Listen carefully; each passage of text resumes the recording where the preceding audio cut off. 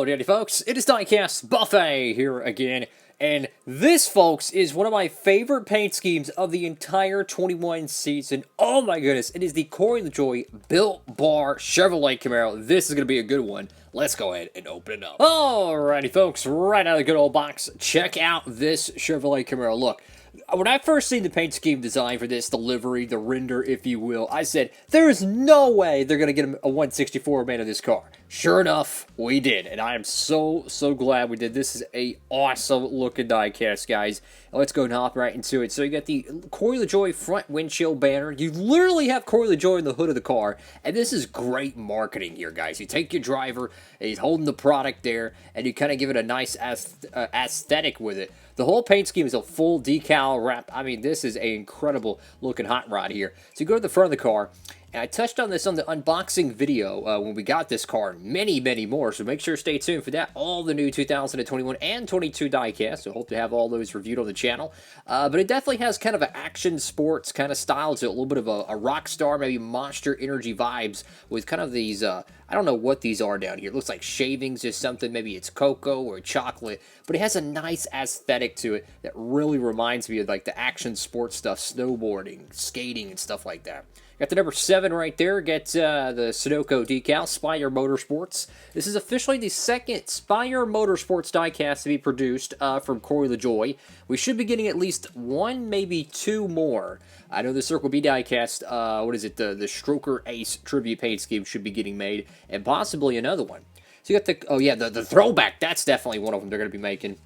Get the Corey LaJoie name rail right there. We got a crap load of contingencies, just like it should be. But check out this paint scheme, guys. This is incredible. One of my favorite things with some of these diecasts is when they actually take the product and they put it on the car. Very reminiscent of the M&M stuff. You know, you see Skittles, you see candy bars, you see M&Ms. This is what I like to see. This is how you market your product. Another thing I really like is this comic book POW behind the number 7. It makes it pop, and it just works, right? So you get all these contingencies here.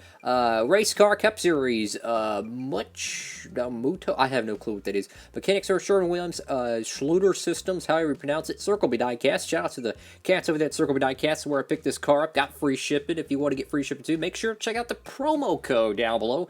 Use the code Diecastbuffet. Any orders $20 or more over there at Circle B Diecast. Link down below. You'll get free shipping. I think that's, I don't know what that is. That's not Richmar Flowers, Cometic. You got the Goodyear decal. Wish there was a little bit of outlining there. Let's go to the back end of the car, and literally you have Corey LaJoie's face on the freaking diecast once again. What a awesome looking car here, fellas. This is a great looking diecast here, guys. This is a great looking diecast. The 2022 edition of this car, I'll be honest with you, is very disappointing compared to this. So I have a feeling this is going to be a diecast. You're going to look back years from now and say, man, why didn't I pick up this car? I don't expect it to flood the market. I think this is going to be a piece that's going to dry up, just like the Schluter Systems primary. That was the first 2021 car to just dry up like a Grand Canyon. So, like I say, guys, cannot stress it enough. Make sure to get your 21 stuff while you can, because it's the final year of Gen 6. Look at 2012. Look how many cars have dried up from that year. So you got the ZL1 Camaro 1LE. Go to the right side of the car here. Now, one thing that I really wish they would have done with this paint scheme is to advertise different flavors. You know, one thing I love so much is, like, when you see fantasy paint schemes of, like, Monster Energy, right? And you'll have people who make red monster cars, pink, blue, silver.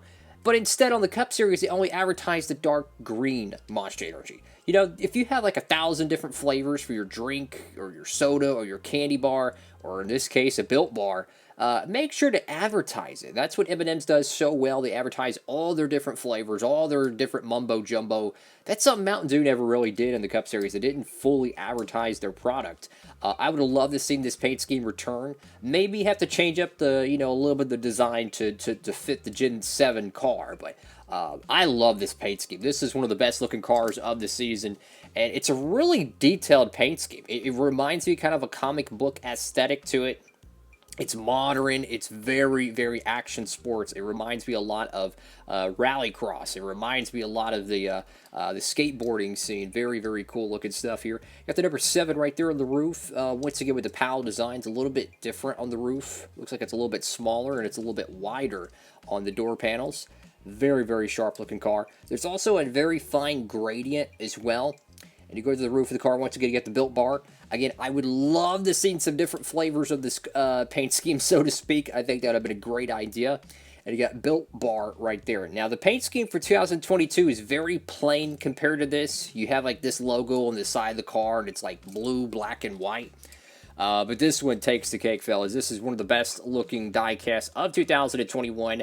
And if we didn't get like a Busch Apple Ale or a A-Shock Energy, this could be diecast of the year in my opinion. It is a 10 out of 10. It is a beautiful paint scheme.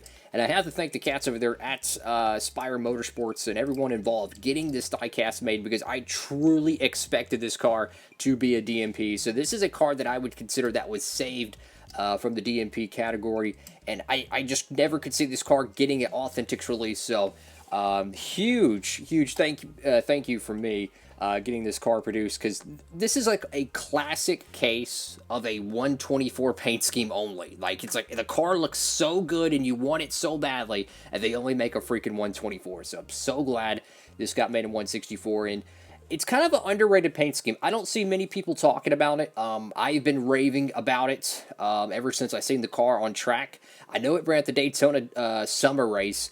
I think it ran somewhere else as well.